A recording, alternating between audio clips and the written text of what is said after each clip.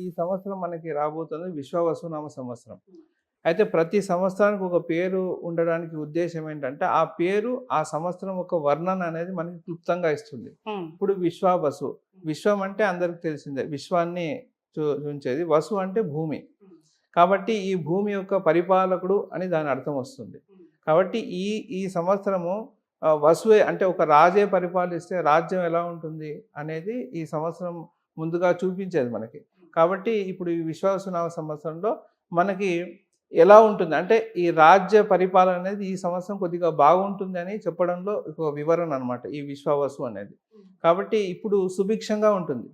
అంటే మెయిన్గా పాడి పంటలు ఇవన్నీ కూడా ఈ సంవత్సరం బాగుంటాయని ఈ పేరులోనే మనకు సూచిస్తూ ఉంది అనమాట. కాబట్టి రైతులకు ఇది ఒక మంచి సంవత్సరం అని చెప్పొచ్చు మనం.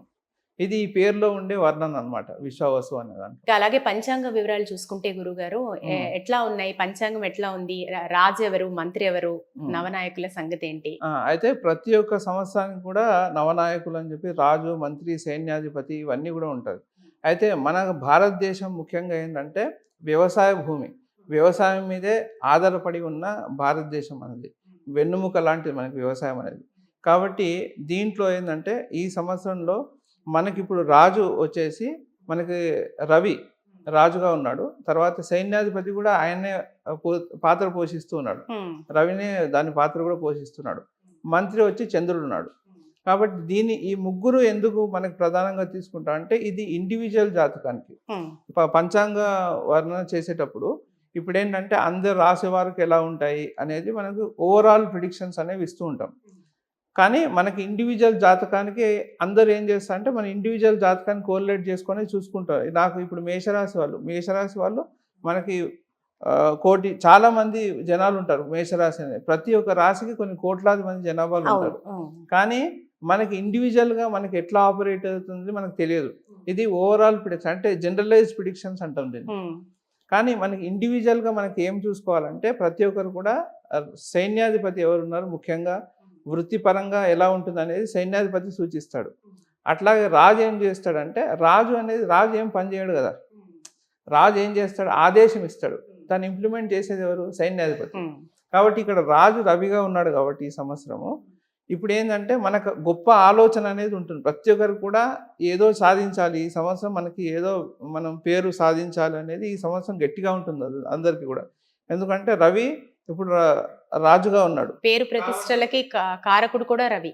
పేరు ప్రతిష్టల కారకం కూడా రవే. కాబట్టి అందరికి ఫోకస్ ఎటువైపు అంటే మనల్ని గుర్తించాలి అనేది అందరికీ ఇప్పుడు చాలా గట్టిగా ఉంటుంది. ఇప్పుడు సైన్యాధిపతి కూడా ఆయనే అయ్యాడు. కాబట్టి ఏంటంటే ఇప్పుడు మన ఆలోచన ఆచరణ రెండు ఒకటైతే ఎలా ఉంటుంది, సూపర్గా ఉంటుంది. కాబట్టి ఇప్పుడు ఇద్దరు రోల్ ఒకటే ఆయన పాటిస్తున్నాడు.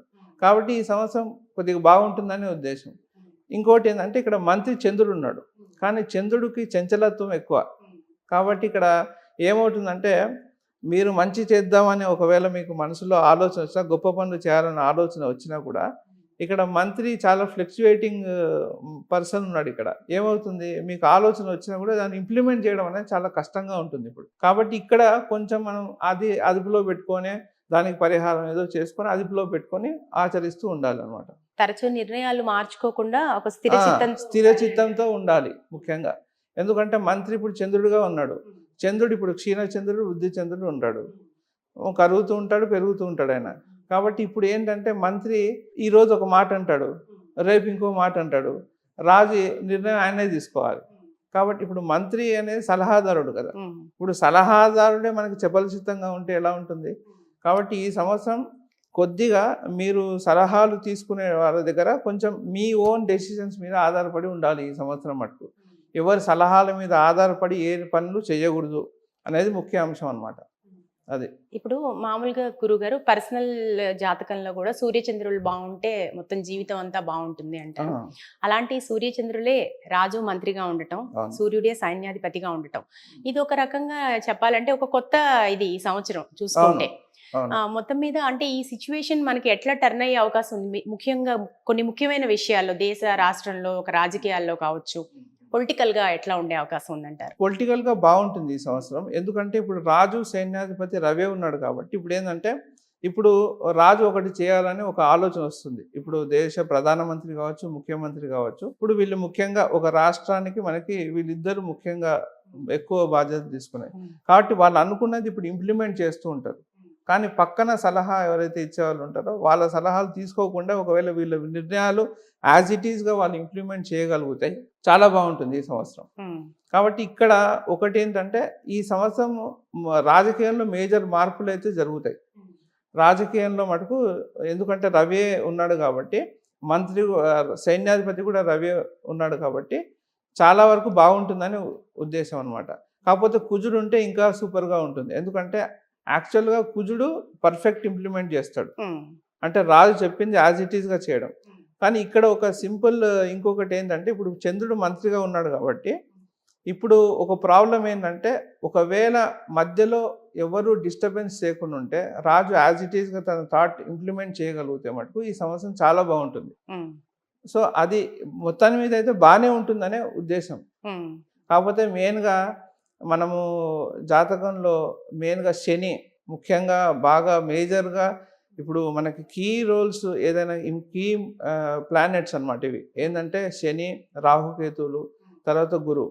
ఈ 4 గ్రహాలు ఏంటంటే మేజర్ చేంజెస్కి కారక ఉన్న గ్రహాలు అనమాట. కాబట్టి దీని స్థితిగతుల పట్లనే ఎక్కువ శాతం ఉంటుంది. రవి ఏం చేస్తాడు, ఇప్పుడు మనకి రవి ఈ సంవత్సరం అధిపతి, ఆయన ఒక్కొక్క నెల ఒక్కొక్క రాశిలో ఉంటాడు ఆయన.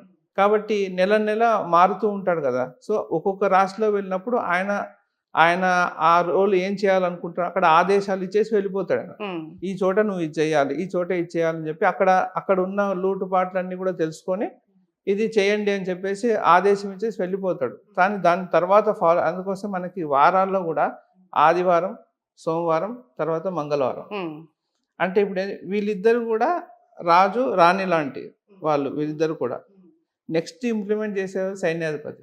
కాబట్టి ఇక్కడ సైన్యాధిపతి అనేది ఇక్కడ ఈ సంవత్సరం ఏంటంటే సైన్యాధిపతి కొంచెం బ్యాక్ ఉన్నాడు. వీళ్ళిద్దరే రాజు రాణి ఇద్దరు మంత్రి పాత్ర ఒక రాణి పోషిస్తుంది చంద్రుడు. రవి సైన్యాధిపతి పాత్ర తర్వాత రాజు పాత్ర ఒకరే పోషిస్తున్నాడు, రవే పోషిస్తున్నాడు. కాబట్టి కొంచెం కేర్ఫుల్గా కూడా ఉండాలి. ఎందుకంటే పొరపాటు నిర్ణయాల వల్ల కూడా ఏదైనా ప్రాబ్లమ్స్ రావడానికి అవకాశం కూడా ఉంటుంది. సో రాజకీయంలో కొద్దిగా జాగ్రత్తగా ఉండాలి. కానీ ఇప్పుడు బయట దేశ పరిస్థితులు మటుకు బాగలేవు. మన ఇండియా తప్పించి ఇండియాకి ఒక మంచి ఫేజ్ టైం ఇప్పుడు ఒక రకంగా చెప్పాలంటే చాలా గుడ్ టైం స్టార్ట్ అయింది ఇండియాకి. కానీ బయట దేశాల వాళ్ళకి మటుకు ప్రాబ్లమేటిక్.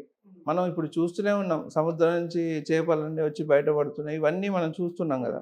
ఇవన్నీ ఏంటంటే మెయిన్గా ఇవన్నీ కూడా రాహుకేతులు మారడము అనేది ఈ సంవత్సరము వాళ్ళు కొంచెం ప్రాబ్లమేటిక్ ప్లేసెస్లో వెళ్ళడము అవన్నీ కూడా ఉన్నాయి. కాబట్టి కొద్దిగా బయట దేశాల వాళ్ళకి ఇబ్బందికరమైన పరిస్థితి అని చెప్పాలి. అది అంటే ఇప్పుడు రవి అంటే నాలెడ్జ్కి మనం తీసుకుంటాం, ఒక పండితుడిగా కూడా తీసుకుంటాం, ఒక చమత్కారానికి కూడా తీసుకుంటాం.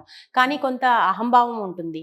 కాబట్టి రాజుకి పరిస్థితి అంటే ఒక రాజుగా మనం తీసుకుంటే మన ఎవరైతే మనని పాలిస్తున్నారో వాళ్ళ మెంటాలిటీస్ అందరి మీద ఎట్లా ఇన్ఫ్లుయెన్స్ చేసే అవకాశం ఉందంటే? అవును, ఇప్పుడు మీరు అన్నది కరెక్ట్. ఎందుకంటే రవికి ఏంటంటే అహంకారం ఉంటుంది. సో ఈ అహంకారం వల్ల తీసుకున్న నిర్ణయాల వల్ల ఏమవుతుందో ఒకసారి కొంచెం బాధ కలిగిస్తుంది. ఇప్పుడు రాజు నిర్ణయాలు ఎప్పుడూ కూడా కొద్ది గొప్ప బాధాకరంగానే ఉంటుంది. కానీ రాజు కఠినంగానే ఉండాల్సి వస్తుంది. ఎందుకంటే అందుకోసమే రవిని కూడా క్రూర గ్రహంలో చేర్చారు. కాకపోతే సత్వగుణం కలిగిన వాడు, కానీ గుణాల్లో మటుకు కొంచెం క్రూర గ్రహం ఉంటుంది. ఎందుకంటే రాజు సాఫ్ట్గా ఉంటే రాజ్య పరిపాలన సరిగా ఉండదు. కాబట్టి ఇక్కడ ఆయన స్వభావానికి ఉంటుంది. ఇక్కడ ఎక్కువ అహంకారం పోకోకుండా ఒక సమాంతరంగా చూసుకొని వ్యవహరిస్తే మటుకు బాగుంటుందని ఉద్దేశం. అందుకే 50% క్రూర గ్రహం కింద తీసుకున్నారు, ఒక 50% మళ్ళీ సత్వగుణం కలిగిన వాడు కదా. ఇప్పుడు సత్వగుణం ఉంటే ఇప్పుడు సత్వగుణం ఉంది కాబట్టి పాపగ్రహంగా కన్సిడర్ చేయలేము. ఎందుకంటే ఇక్కడ డామినెంట్ ఇక్కడ సత్వగుణం ఉంది కాబట్టి పాపగ్రహంగా పూర్తిగా కన్సిడర్ చేయాలి. ఇప్పుడు తండ్రిని ఎట్లా పాపగ్రహంగా తీసుకుంటాం మనం? తండ్రి, సూర్యుడు అంటే తండ్రి. కాబట్టి చంద్రుడు మాతృదేవత లాగా. కాబట్టి వీళ్ళిద్దరిని కూడా మనము అందుకోసమే జాతకంలో వాళ్ళు ముఖ్య ఇంకా వాళ్ళిద్దరికి ఇచ్చింది 2 రాసులే. ఇప్పుడు కర్కాటక రాశి చంద్రుడికి ఇచ్చారు, సింహరాశి రవికి ఇచ్చారు. దాని ఆపోజిట్గా ఉండేది శని. వీళ్ళిద్దరికి ఆపోజిట్గా ఆయన ఉంటాడు. మీరు చూడండి, ఇది ఒక రాజసభలాగా ఉంటుంది.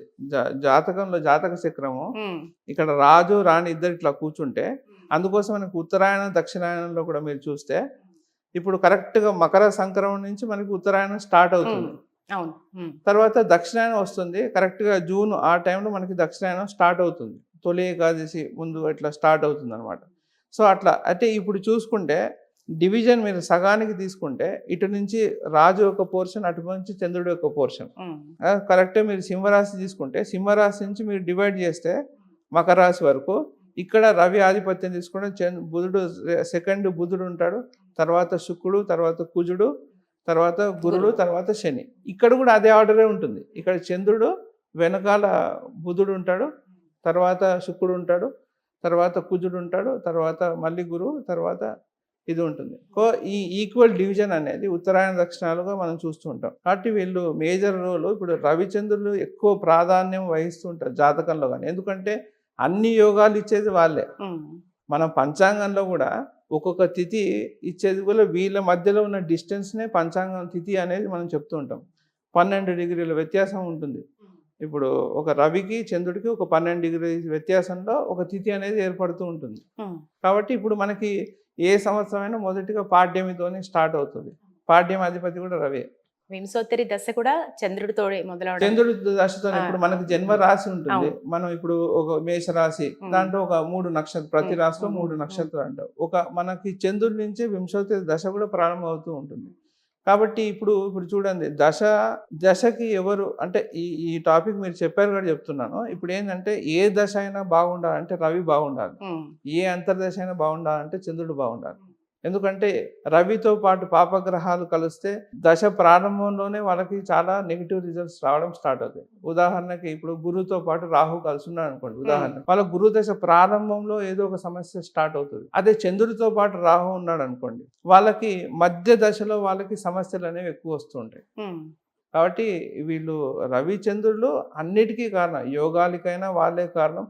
వీళ్ళిద్దరూ సపోర్ట్ చేయండి, ఏ గ్రహాలు ఏమి చేయలేవు, వీళ్ళే మెయిన్గా. ఇంకోది అంటే వీటిని వెలుతురు ఇచ్చే గ్రహాలు ఇవి 2 లూమినరీ ప్లానెట్స్ అంటాం వీళ్ళు. ఎందుకంటే వీళ్ళు ఎవరితో పాటు కలిస్తే దానికి ప్రకాశం వస్తుంది. ఇప్పుడు ఉదాహరణకి ఇప్పుడు శుక్రుడితో పాటు రవి కలిశాడు అనుకోండి, శుక్రుడికి వెలుతురు వస్తుంది, శుక్రుడు ఇంకా ప్రకాశంగా వెళ్తుంటాడు. అంటే మన మీద లైట్ పడినప్పుడు మనం ఎట్లా అయితే ప్రకాశవంతంగా కనిపిస్తూ ఉంటామో అట్లాగే సూర్యుడు యొక్క దృష్టి కానీ కలిసి ఉండడం కానీ, చంద్రుడి యొక్క దృష్టి పడడం కానీ, కలిసి ఉండడం కానీ, ఆ గ్రహము తాలూకా ఆ భావం యొక్క తాలూకా స్టేటస్ అనేది పెరిగిపోతూ ఉంటుంది. అట్లా వాళ్ళిద్దరు కూడా కీ రోల్ ప్లే చేస్తుంటారు జాతకంలో. ఇప్పుడు మీరు క్షీణచంద్రుడు పూర్ణచంద్రుడు అని చెప్పారు కదా.